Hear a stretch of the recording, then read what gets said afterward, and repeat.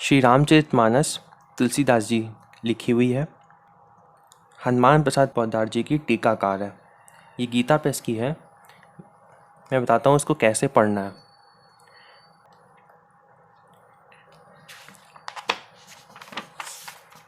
और निवेदन दिया हुआ है। एक तरीके से इंट्रोडक्शन है, इसको पढ़ लीजिए सबसे पहले शुरू में। इसको पढ़ने के बाद सबसे आखिरी में आ जाइए, सबसे लास्ट में, जहाँ पे रामायण जी की आरती दी हुई है।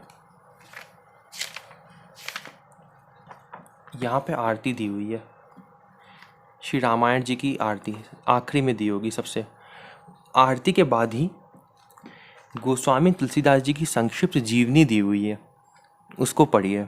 ये पहले दिन पढ़ना है, जब आप पहले दिन स्टार्ट करोगे। इस जीवनी को पढ़िए। ये 3 या 4 पेज की है लगभग। यहाँ पे पूरी हो गई है, यहाँ पे पूरी हो गई है, यहाँ तक है 4 पेज की। इसको पढ़ लीजिए। इसको पढ़ने के बाद वापस से शुरू में आ जाइए।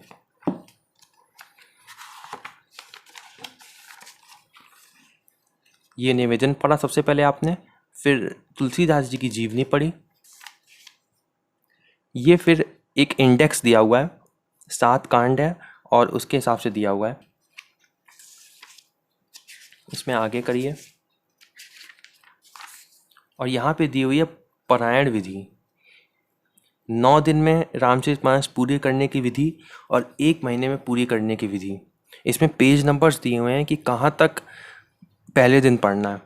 मैं यही सलाह दूंगा कि आप मास पारायण विश्राम स्थान इसी विधि से पढ़ें, क्योंकि मास पारायण विधि से जब पढ़ते हैं तो एक जो स्टोरी कंटिन्यू हो रही होती है वो साथ साथ चलती है और आपका लिंक जो है पढ़ते वक्त वो टूटता नहीं है। अगर आप एक अध्याय या 3 दोहे या 5 दोहे की तरह पढ़ते हैं तो वो बहुत ही कम होता है और उसमें रामचरितमानस आपकी 1 साल में भी पूरी नहीं होगी। लेकिन पूरी होना ही हमारा मेन ऑब्जेक्टिव नहीं है, हमको समझ में भी आना चाहिए। और जब हम एक लिंक में पढ़ रहे होते हैं तो और अच्छे से समझ आता है। इसलिए मैं यही आपको कहूँगा कि मास पारायण विश्राम स्थान के हिसाब से ही पढ़ें। इसमें 30 विश्राम है और आपकी 1 महीने में पूरी रामचरितमानस पूरी हो जाएगी। इसमें पेज नंबर दिए हुए हैं कि इस पेज पे यहाँ तक पढ़ना है आपको। उसमें बीच बीच में दिया भी हुआ है, अभी मैं वो दिखाता हूँ। उसके बाद ये पारायण विधि दी हुई है, आप इस पारायण विधि को पढ़िए। और जो भी मंत्र यहाँ पे दिए हुए हैं ये पहले दिन आपको पढ़ने होंगे। शिव जी का ध्यान करा हमने यहाँ पे, फिर लक्ष्मण जी का करा, फिर शत्रुघ्न जी का किया। तो फिर आप इस मंत्र को पढ़ लीजिएगा। उसके बाद अथ आचनम, अथ करन्यास और हृदयन्यास भी कर लीजिएगा। इसको करने के बाद ये यहाँ पे कुछ चौपाइयाँ दी हुई हैं ध्यान की। माम विलोक पंकज लोचन, कृपा विलोकनी सोच विमोचन, नील ताम्र श्याम काम हरि, हृदय कंज मकरंद मधुप हरि। ये पूरा पढ़ लीजिएगा। ये आपको सिर्फ पहले दिन पढ़ना है। ये जितना भी यहाँ पे दिया हुआ है ये भी, ये इस पेज में भी जो दिया हुआ है और जो इस पेज में भी दिया हुआ है। उसके बाद आप स्टार्ट कर सकते हैं। यहाँ से स्टार्ट हो रही है बालकांड। शुरू में संस्कृत के मंत्र दिए हुए हैं और बाद में चौपाइयाँ और हिंदी दी हुई है। बीच बीच में इसमें सौरठे भी आते हैं। ये सो जो लिखा है इसका मतलब सौरठे हैं। और जब ये चौपाइयाँ हो जाएंगी तो उसके बाद पहला दोहा आएगा, यहाँ लिखा होगा 1 नंबर। मतलब अगर आप दोहे की तरह पढ़ रहे हैं, वैसे अगर मास पारायण अगर आपसे नहीं हो पा रहा है, अभी मैं बताता हूँ मास पारायण में काफ़ी आगे तक पेजेस हैं। जैसे ये है, ये सब आपको 1 दिन में पढ़ना होगा। ये सब मास पारायण पहला विश्राम जो है वो यहाँ पे है। मास पारायण पहला विश्राम, ये पेज नंबर इसमें आया है 47 पेज तक पहले दिन पढ़ना होगा। अगर आपसे ये ना हो पाए, वैसे मैं आपको यही सलाह दूंगा कि मास पारायण ही पढ़ें। 2-3 दिन शुरू में स्टार्ट करके पढ़ के देखिएगा मास पारायण। आपका लिंक बिल्कुल अच्छा रहेगा, आपको एक एक चीज़ समझ में आएगी। और मुश्किल से अगर आप हिंदी और चौपाई दोनों पढ़ रहे हैं, देखिए अगर ये जैसे संस्कृत में दिया हुआ है, अगर आप चाहें तो पूरा रामचरितमानस को हिंदी में केवल पढ़ सकते हैं, ये सब पढ़ने की ज़रूरत नहीं है। केवल जो हिंदी में अर्थ लिखा है केवल उसको पढ़िए। और आपका मास प्राणायाम जितना मैंने विश्राम बताया था वो आधे घंटे या फिर 40 मिनट में एक दिन में हो जाएगा, और रामचरितमानस एक महीने में पूरी हो जाएगी और आपको सब अच्छे से समझ में भी आ जाएगा।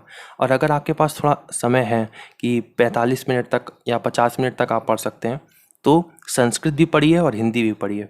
मैंने जब पहली पहली बार पढ़ा था तब मैंने संस्कृत भी पढ़ा था और हिंदी भी पढ़ा था। वैसे संस्कृत के मंत्र तो शुरू में ही केवल बस यहाँ पे पूरे हो जाते हैं, यहाँ से फिर दोहे चौपाई स्टार्ट हो जाते हैं। सोठा है स्टार्ट में और फिर यहाँ से चौपाइयाँ हैं।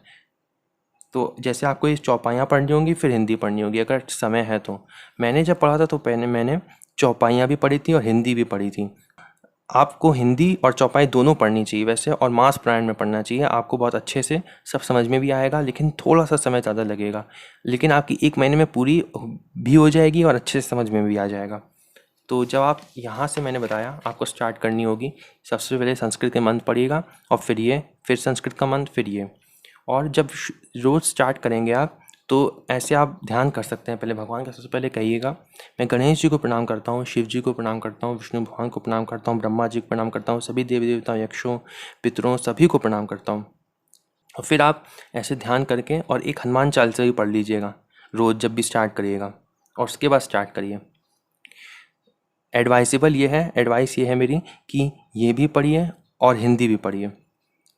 अगर आप कम पढ़ना चाहते हैं, जैसे आप मास प्राणायाम आपसे नहीं हो पाएगा, आपके पास सिर्फ 10 या 15 मिनट है, तो यहाँ तक आप पढ़ेंगे। पहला दोहा हो गया, ठीक है। फिर आपने और पढ़ा, ही दूसरा दोहा हो गया, फिर और पढ़ा, और यहाँ पे तीसरा दोहा हो गया।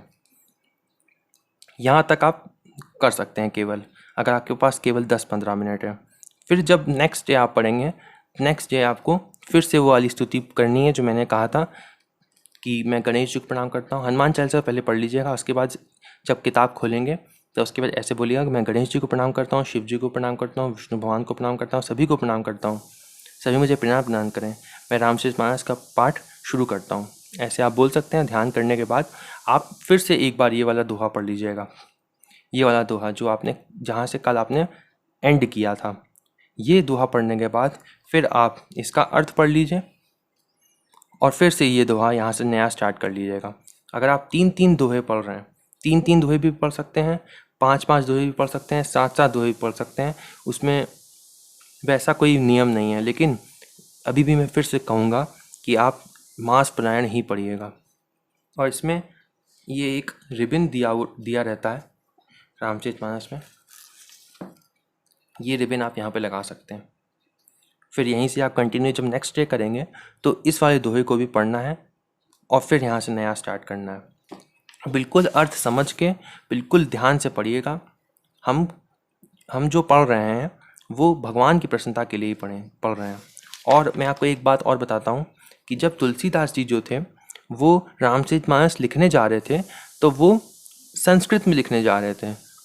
उन्होंने संस्कृत लिखना स्टार्ट भी किया, लेकिन उसी समय हनुमान जी ने उनको रोका और हनुमान जी ने कहा कि नहीं नहीं, आप इसको दोहा चौपाई में लिखिए जिससे लोगों को समझ में आए अच्छे से और लोग इसको सरलता से पढ़ सकें। इसीलिए फिर तुलसीदास जी ने दोहे चौपाई में लिखा।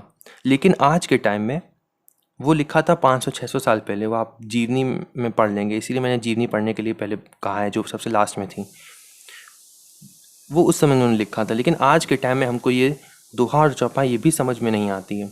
इसलिए केवल आप अगर हिंदी पढ़ लेंगे इसकी तो ही बहुत अच्छा होगा। आप चाहे हिंदी पढ़ लें और मास प्राणायाम के हिसाब से पढ़ें तो आपका लगभग आधे घंटे में आपका एक दिन का मास प्राणायाम हो जाएगा और एक महीने में आपकी रामचरितमानस पूरी हो जाएगी।